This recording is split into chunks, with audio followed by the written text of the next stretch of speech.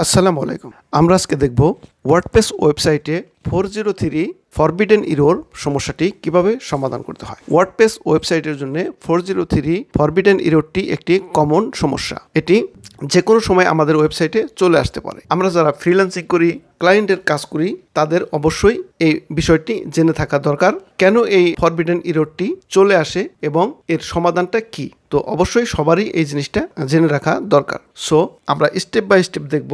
তার আগে আমরা জানব কেন এই সমস্যাটি হয়। প্রথমত এই সমস্যাটি হয় আমরা যে প্লাগইনগুলো ইউজ করি ওয়ার্ডপ্রেস ওয়েবসাইটে, যে প্লাগইনগুলো আমরা ইনস্টল করি, এই প্লাগইনসগুলোর মধ্যে যে প্লাগইনসগুলো সিকিউরিটি পারপাস প্লাগইনস হয়, সেই প্লাগইনসগুলো যদি আমরা ইনস্টল করে রেখে দেই এবং প্রপারলি যদি কনফিগারেশন না করি, তাহলে ওয়ার্ডপ্রেসে আমাদের এই সমস্যাটি হয়ে থাকে। এবং দ্বিতীয়ত আমাদের ফাইল পারমিশন এবং ফোল্ডার পারমিশন যদি ইনকারেক্ট থাকে, তাহলেও আমাদের এই প্রবলেমটি হয়ে থাকে এবং ক্রপটেড htaccess ফাইলের জন্যও আমাদের এই প্রবলেমটি হয়ে থাকে। সো স্টেপ বাই স্টেপ আমি আপনাদের দেখাবো এই ভিডিওতে কিভাবে এই 403 ফরবিডেন ইরর প্রবলেমটি সমস্যাটি সমাধান করতে হয়। সো ফার্স্ট অফ অল আমরা চলে যাব কম্পিউটারে এবং প্রথমে আমরা গুগল ক্রোম ব্রাউজারটিকে ওপেন করব এবং এখানে আমাদের ডোমেন নেমটি দিয়ে দেব।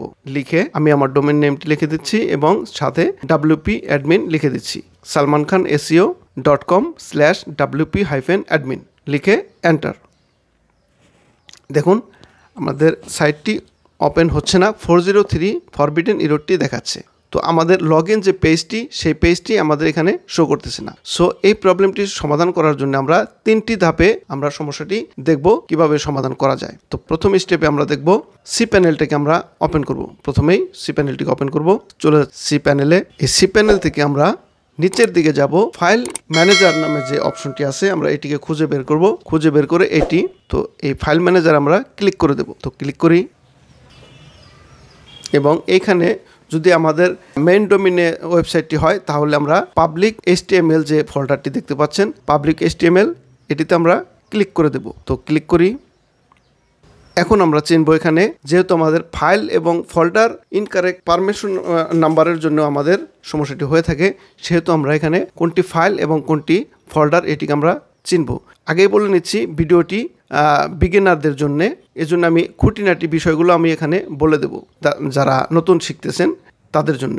সো এটি দেখুন আমাদের যে আইকনটি দেখা যাচ্ছে, এটি হচ্ছে ফোল্ডারের আইকন। তো আইকনটা আমরা চিনলাম এবং নিচে দেখুন একটু মার্ক করে যদি দেখিয়ে দেই, এটি হচ্ছে পেজ। এই পেজের মতো যে আইকনটি দেখতে পাচ্ছেন, এটি হচ্ছে ফাইলের আইকন। এটি এগুলো হচ্ছে ফাইলের আইকন। সো আমরা ফাইল চিনলাম এবং ফোল্ডার চিনলাম। এখন দেখব ফাইলের রাইট সাইডে দেখুন এখানে কিছু নাম্বার আছে। যদি আমি একটু মার্ক করে দেখিয়ে দেই, 755, দেখুন এখানে নাম্বারগুলো দেখতে পাচ্ছেন। যদি মার্ক করি, এই 755, 755, 755, এই নাম্বারগুলো হচ্ছে আমাদের ফোল্ডারের নাম্বার। তো এর নিচে আপনারা দেখতে পাচ্ছেন 644 কিছু নাম্বার আছে। এই নাম্বারগুলো হচ্ছে আমাদের ফাইলের নাম্বার। সো এই ফাইলের পারমিশন নাম্বার। এই পারমিশন নাম্বারগুলো যদি ইনকারেক্ট থাকে, তাহলে এই প্রবলেমটি হয়। এখন দেখুন উপরে সেটিংস বাটনে আমরা ক্লিক করে দেখুন নিচের দিকে দেখুন একটি শো হিডেন ফাইল নামে একটি বক্স আছে, এটিকে আমরা চেকমার্ক করে দেব। তো চেকমার্ক করে দিচ্ছি এবং নিচে দেখুন সেভ অপশনে ক্লিক করে সেভ করে দেব। এতে করে কি হবে, আমাদের সমস্ত ফাইলগুলো, হিডেন ফাইলগুলো আমাদের এখানে শো করবে। এখন আমাদের ফাইল চিনলাম, ফোল্ডার চিনলাম এবং সমস্ত ফাইল কীভাবে শো করতে হয় সেটাও আমরা জানলাম। এখন আমরা ফাইলের ইনকারেক্ট পারমিশন যদি থাকে, তাহলে আমরা সেটিকে চেঞ্জ করে কারেক্ট করব। সেটি কিভাবে করব সেটি আমি এখন আপনাদের দেখাচ্ছি। সো একটি ফোল্ডারে আমরা ক্লিক করব এবং সিলেক্ট করব। সিলেক্ট করে রাইট ক্লিক করব। এখন দেখুন চেঞ্জ পারমিশন, এই চেঞ্জ পারমিশনে ক্লিক করে দেব। তো ক্লিক করি। এখন দেখুন ধরুন 755 এটা কারেক্ট আছে, আমি এটাকে ইনকারেক্ট করতেছি। ধরুন উপরে যে চেক মার্কগুলো দেখতে পাচ্ছেন, এই একটি চেক মার্ক দেখতে পাচ্ছেন, এই চেক মার্কগুলোকে আমরা আনচেক করে নাম্বারটিকে পরিবর্তন করবে। দেখুন এখানে 1 হয়ে গেছে 5 থেকে। এখন এই নাম্বারটি যদি আনচেক করি, দেখুন 5 থেকে 1 হয়ে গেছে। ধরুন এখানে ইনকারেক্ট আছে 711। তো আমরা জানি ফোল্ডার পারমিশন হচ্ছে 755। তো আমরা এই চেক মার্ক দিয়ে আনচেক করে আমরা এখানে 55 করে নেব। তো এখানেও আমরা এটাকে চেক মার্ক করে দিচ্ছি। দেখুন আবার পুরোর মতো 55 হয়ে গেছে। এরকম যদি ইনকারেক্ট থাকে, আমরা এখানে 755 রেখে চেঞ্জ পারমিশনে ক্লিক করে দেবো। নিচে দেখুন চেঞ্জ পারমিশন, এটিকে ক্লিক করে দেবো। তো আমার যেহেতু এখানে 755 আছে, কারেক্ট আছে, সেহেতু আমি এটা ক্যান্সেল করে দিচ্ছি। আপনাদের যদি এটা ইনকারেক্ট থাকে খুঁজে বের করে এটিকে কারেক্ট করে দেবেন, 755 করে চেঞ্জ পারমিশন করে দেবেন। এখন দেখুন নিচে দেখুন ফাইল আছে, এই ফাইল পারমিশনগুলো চেঞ্জ করার জন্য এটিকে আমি সিলেক্ট করব এবং রাইট বাটনে ক্লিক করব। মাউসের রাইটে ক্লিক করে চেঞ্জ পারমিশনে ক্লিক করব এবং পূর্বের মতো আমরা এখান থেকে ফাইলের যে পারমিশন আছে 644, যদি আমাদের ইনকারেক্ট থাকে তাহলে আমরা 644 রেখে চেঞ্জ পারমিশনে ক্লিক করে দেব। চেকমার্ক এবং আনচেক করে আমরা ক্লিক করে দেব। তো এটি হয়ে গেল। এখন আমরা যদি এটা কারেক্ট হয়ে যায় তাহলে আমরা আমাদের সাইটে যাব এবং রিলোড মেরে দেখব ঠিক হয় কি না। যেহেতু আমাদের এখানে কোনো প্রবলেম হয়নি, সেহেতু আমাদের এখানে ঠিক হওয়ার কোনো পসিবিলিটি নাই। তো আমরা পূর্বের মতো আগের জায়গায় চলে যাব এবং এখানে দেখুন WP কন্টেন্ট নামে একটি ফোল্ডার আছে, সেই ফাইলটিতে আমরা ক্লিক করে দেব। দ্বিতীয় ধাপে ক্লিক করার পর আমাদের দেখুন এখানে প্লাগইনস নামে একটি ফোল্ডার নতুন করে এসেছে। তো এই ফোল্ডারে আমরা ক্লিক করে আমরা রাইট ক্লিক করব, কারণ এই ফোল্ডার নেমটি আমরা চেঞ্জ করে দেব, রিনেম করব। রিনেম করলে এতে করে কি হবে, আমাদের সমস্ত প্লাগইনগুলো ডিঅ্যাক্টিভেট হয়ে যাবে। তো রাইট ক্লিক করি এবং রিনেমে ক্লিক করি এবং এখানে দেখুন প্লাগইনস নামটা আছে, এই নামটি চেঞ্জ করে আমরা যে কোনো নাম দিতে পারি। আমি দিয়ে দিচ্ছি ডিসেবল প্লাগইনস, হাইফেনটা দিচ্ছি কারণ এখানে স্পেস দেওয়া যাবে না। তো নিচে দেখুন রিনেম ফাইল নামে যে অপশনটি দেখতে পাচ্ছেন, এখানে রিনেমে ক্লিক করে দেবেন। ক্লিক করে দেওয়ার পর আমরা এখন আমাদের সাইটে গিয়ে রিলোড মারব। দেখুন আমাদের ওয়েবসাইটটি লগ ইন হয়ে গেছে, আমাদের সাইটটি ফিরে এসেছে। এর মানে হচ্ছে আমাদের প্লাগইনে প্রবলেম ছিল। সো প্লাগইনটি যখনই আমরা ডিঅ্যাক্টিভ করে দিয়েছি তখনই আমাদের সাইটটি চলে এসেছে। এখন আমরা আবার এখানে যে প্লাগইনটির নামটি রিনেম করেছিলাম, এই রিনেম ফাইলটি আবার আমরা ফোল্ডারটি আমরা আগের মতো রিনেম করব। রিনেম করে যে নামটি ছিল সেই নামটি আমরা রেখে দিয়ে রিনেম ফাইলে ক্লিক করে দেব। এইবার আমরা আমাদের ওয়েবসাইটে চলে যাব। সাইটে গিয়ে এটাকে আমরা কেটে দেব। কেটে দিয়ে নতুন করে আমরা একটি নতুন ট্যাব নেব এবং নতুন করে আমরা লগ ইন করে সাইটের ভিতরে প্রবেশ করব। তো আমি নতুন একটি ট্যাব নিচ্ছি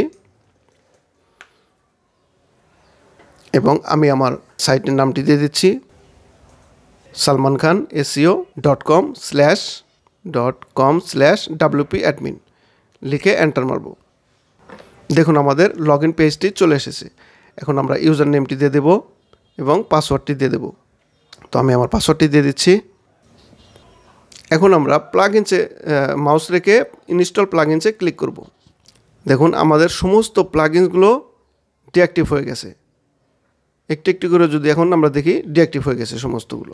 এখন আমরা কোন প্লাগইনটির কারণে এই প্রবলেমটি হয়েছিল সেটি চেক করার জন্য আমরা কি করব, ফার্স্ট থেকে লাস্ট পর্যন্ত একটি একটি করে আমরা প্লাগইনগুলোকে অ্যাক্টিভ করব এবং ওয়েবসাইটে গিয়ে রিলোড মারব।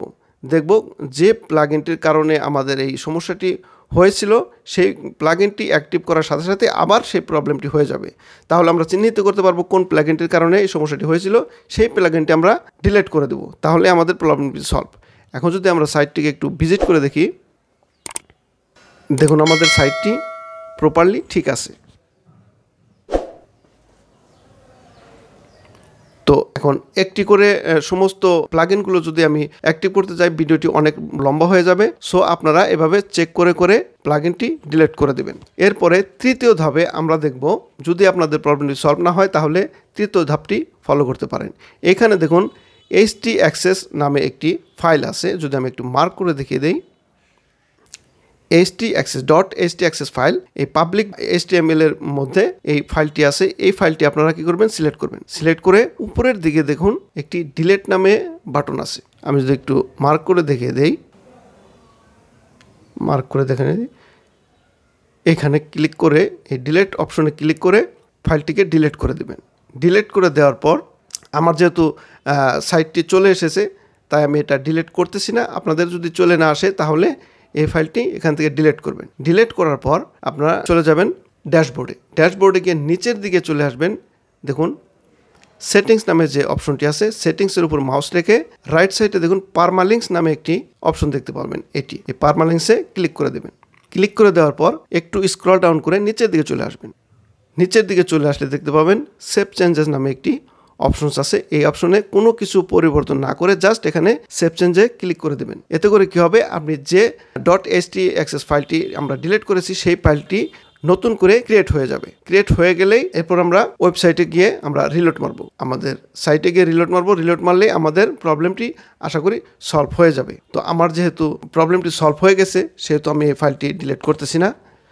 তো এই ছিল আমাদের আজকের ভিডিওটি ভালো লাগলে অবশ্যই লাইক কমেন্ট শেয়ার করবেন এবং চ্যানেলটিকে সাবস্ক্রাইব করে পাশে থাকা বেল বাটনটিকে বাজিয়ে দেবেন, যাতে করে এরকম নতুন নতুন ভিডিও পোস্ট করার সাথে সাথে আপনার কাছে চলে যায়। আমি এরকম ওয়ার্ডপ্রেস এসইও এবং ওয়ার্ডপ্রেসের বিভিন্ন ইস্যু নিয়ে, বিভিন্ন প্রবলেম নিয়ে ভিডিও বানিয়ে থাকি এবং ইউটিউব এসইও এবং ইউটিউবের বিভিন্ন সমস্যা নিয়ে ভিডিও বানিয়ে থাকি। সো চ্যানেলটিকে যদি প্রয়োজন মনে করেন অবশ্যই লাইক কমেন্ট শেয়ার করে পাশে থাকবেন এবং চ্যানেলটিকে সাবস্ক্রাইব করে বেল বাটনটিকে বাজিয়ে দেবেন, যাতে করে এরকম নতুন নতুন ভিডিও পোস্ট করার সাথে সাথে আপনার কাছে চলে যায়। সে পর্যন্ত সুস্থ থাকুন, ভালো থাকুন। Till then, bye by.